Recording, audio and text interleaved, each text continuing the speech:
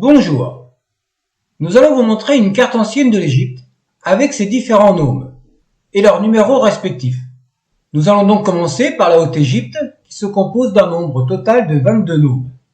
Comme on l'a dit dans la vidéo précédente, les frontières ne sont pas véritablement définies à l'est et à l'ouest.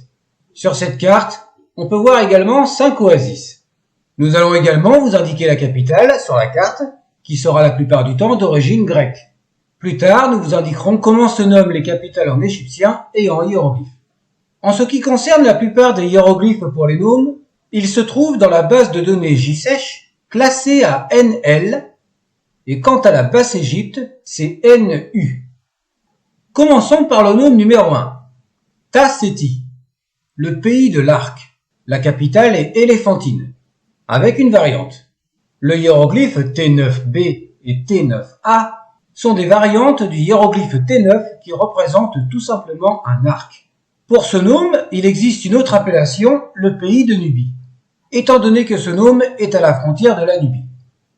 Depuis l'époque de l'égyptologie, les savants ont appelé les noms par différentes appellations. Nous allons vous indiquer les plus courantes au fur et à mesure, mais sans vraiment rentrer dans les détails. Ce sera juste à titre informatif. Voyons maintenant la carte. On trouve le premier nom, donc numéro 1, avec la position de la capitale. Voyons maintenant les autres noms et nous verrons leur position géographique à la fin de la vidéo. Pour le nom numéro 2, nous avons Utcheset-Hor, le trône d'Horus. La capitale se nomme Apollinopolis Magna, formée avec le hiéroglyphe U39Q plus le complément phonétique avec le T. Variante sur le pavois et le signe T14 inversé dans la deuxième variante.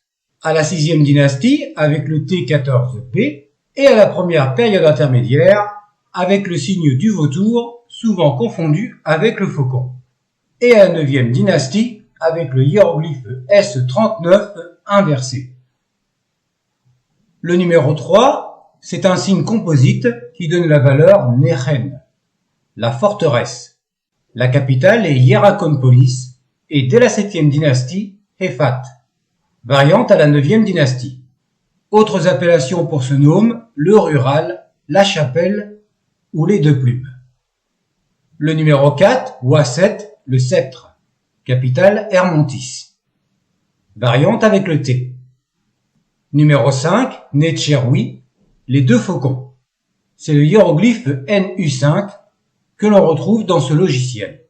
La capitale est Coptos et une variante. Autre appellation, les deux divinités. Numéro 6, Iker, le crocodile.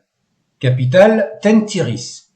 Cette translittération provient d'un dieu crocodile qui s'appelle également Iker, qui était vénéré à Tentiris. Le numéro 7, Bat, le sistre. C'est le hiéroglyphe NU7, qui représente donc un sistre. La capitale est Bat. On le retrouve en variante, mais avec le hiéroglyphe Y8A.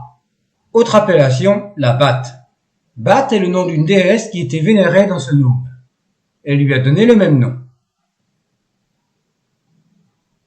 Numéro 8, Tawer, la grande terre, avec le hiéroglyphe R17 qui représente le reliquaire d'Osiris à Abydos.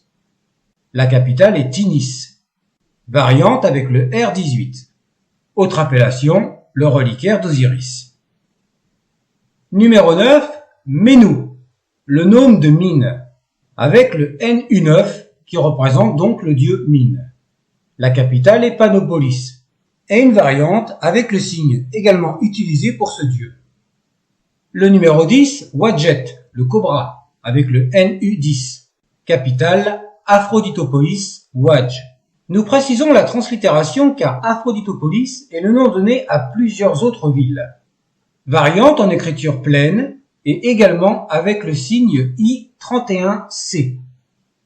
Le numéro 11 se dit Hénen, le nome de Seth. La capitale est Kéri. Dès la 7e dynastie, c'est Ipsélis. C'est le signe E267. La translittération est due à une épithète du dieu Seth. Autres appellations, l'animal de Seth ou le lévrier. Jusqu'à aujourd'hui, la capitale Kéri n'est pas possible à localiser. Le numéro 12, Djoufi, le mont du serpent, avec le NU12. La capitale est Hierakon, suivie d'une variante simplifiée. Autre appellation, la vipère de la montagne. Le nome numéro 13 s'appelle Nedjefet Rentit, le sycomore supérieur. Le premier signe composite donne la valeur Nedjefet. Les trois signes suivants sont placés simplement pour former un cadran. La capitale est Lycopolis. Cet arbre Nedjefet n'est pas véritablement identifié. C'est pour cela qu'on trouve d'autres appellations comme le balsamier supérieur ou le grenadier supérieur. Quant au mot Renti, il signifie celui qui préside, celui qui domine. Les égyptologues l'ont traduit par supérieur et ce nom lui est resté. Le nome numéro 14, Nedjefet Pehet, le sycomore inférieur, a pour capitale Kusae. Le terme Pehet, qui est dérivé de Pewi, signifie littéralement à l'arrière ou derrière. Pour établir un lien évident avec le nome précédent, les égyptologues l'ont traduit par inférieur, ce qui donne d'autres appellations, le balsamier inférieur ou le grenadier inférieur. Le numéro 15, Wenet, la hase, avec le hiéroglyphe E34A. La capitale est Hermopolis Magna. Autre appellation pour le mâle, le lièvre. Numéro 16, Mahej, l'oryx, avec le NU16. La capitale est Théodosiopolis. Dès la première dynastie, on trouve le E198 et une variante avec le E29 posé sur le pavois.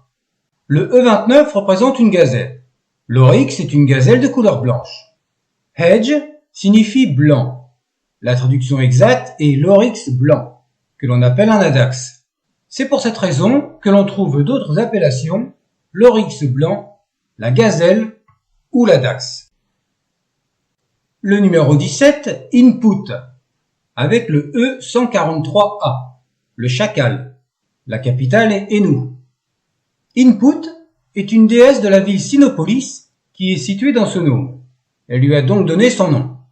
Malgré la translittération au féminin, le nom du nome est resté au masculin. Autre appellation, le chien noir. Le numéro 18, Nemti, le nome de Nemti, avec le N18A. Nemti est un dieu faucon qui a également donné son nom au nome. La capitale est Hipponos, variante avec le G7B. On trouve une autre appellation, le nome d'Anti, car Anti est une transcription du dieu grec Anté qui est identifié avec le dieu Nemti. Le numéro 19, Wab, le sceptre pur. Capitale Oxyrhynchos. Le S151 est un signe composite représentant deux sceptres plus l'unitaire B sur le pavois. Il n'existe aucun mot Wab pour traduire sceptre. Par contre, l'adjectif pur se dit Wab. Du fait que les égyptologues ont reconnu le sceptre, l'appellation du nome lui est restée. On trouve d'ailleurs une autre appellation, les deux sceptres, que l'on retrouve également dans certains ouvrages.